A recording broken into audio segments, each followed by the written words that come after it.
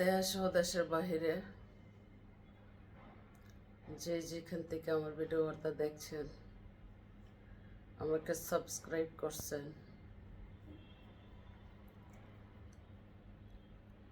যে ভাইরা আমার ভিডিও বার্তা দেখেন সে ভাইদের প্রতি রইল দোয়া ও ভালোবাসা। তো প্রতিদিন নানান কথা নিয়ে 3বারে 3টা পোস্ট করব। যে সময় পাই সে সময়, যেহেতু অসুস্থ টাইম টেবিলটা বলতে পারি না। তো দোয়া করি সকলের জন্য, ভালো থাকবেন, আমার জন্য দোয়া করবেন, আমি আপনাদের জন্য দোয়া করি। আশা করি আমাকে কাজ করার সুযোগ দিবেন। সকলে লাইক, কমেন্ট, শেয়ার, সাবস্ক্রাইব করে দিয়ে আমাকে হাইলাইট করে দিবেন। দেশের স্বার্থে, জনতার স্বার্থে, দলমত নির্বিশেষে যেন কিছু কথা বলতে পারি। পক্ষপাতী কথায় আমি যাইতে চাই না। আর দয়া করে আমাকে লাইক, কমেন্ট, শেয়ার, সাবস্ক্রাইব করে আমার চ্যানেলটাকে হাইলাইট করে দিবেন। সকল ভাইদের কাছে আশা করি, আমি যে ভিডিও দেখি আপনাদেরকে সাবস্ক্রাইব একটা লাইক করি, তা আপনাদের কাছে আমি আশা করি আমাকে অন্তপক্ষে একটা সাবস্ক্রাইব একটা লাইক হলেও করবেন। কারণ আমাদের দেশে যে পরিস্থিতি হয়ে গেছে, জানি না কি হয়, গৃহযুদ্ধের কাছাকাছি।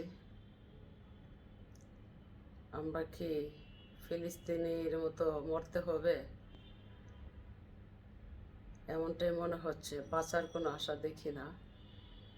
নিয়ন্ত্রণ কোন দিন হবে সেই ভাবনায় আমরাও আছি। তো প্রবাসে যে ভাইয়েরা আছেন, সে ভাইয়েরা দেশের মা বোন হিসাবে, ভাই বোন হিসাবে, দেশে তো বউ বাচ্চা আছে, নিয়ন্ত্রণ হওয়ার জন্য কিছু কথা বলেন। সময় থাকতে হারাইয়া কাঁদলে হবে না। এই না যে আপনারা দেশের পাশাপাশি আছেন, এই জেলাতে এই জেলা আছেন, কিছু হলে দৌড়তে আসতে পারবেন। আমরা তো কিছু হইলে এই জেলাতে এই জেলা যাইতে পারি, আপনারা তো আসতে পারেন না, আপনারা তো আসতে পারবেন না। তাই আগে আগে নিয়ন্ত্রণ হওয়ার জন্য সকলেই কিছু কথা বলার দরকার মনে করি, দেশের স্বার্থে, জনতার স্বার্থে। পরিস্থিতি কিন্তু ভালো দেখা যাচ্ছে না।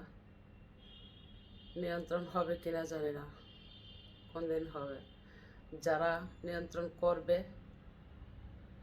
যারা সর্বদিকে সমাধান করবে, তারাও পক্ষপাতী হয়ে গেছে। এই দেশে নতুন করে রাজাকার জন্ম দিচ্ছে। তো এই দেশটা স্বাধীন বাংলাদেশ, ৭১-এর যুদ্ধের চিন্তা চেতনার হাল ধরে রাখতে হলে, পতাকার মর্যাদা ধরে রাখতে হলে, ৩০ লক্ষ শহীদ ভাইদের কথা মনে রাখতে হইলে, ৫ লক্ষ দর্শিতা মা বোনের কথা ভাবতে হইলে, হাল ধরে রাখতে হলে সকলেই পরিস্থিতি নিয়ন্ত্রণ হওয়ার ডাক দিন। তো রক্তপাত হলি খেলা বাংলার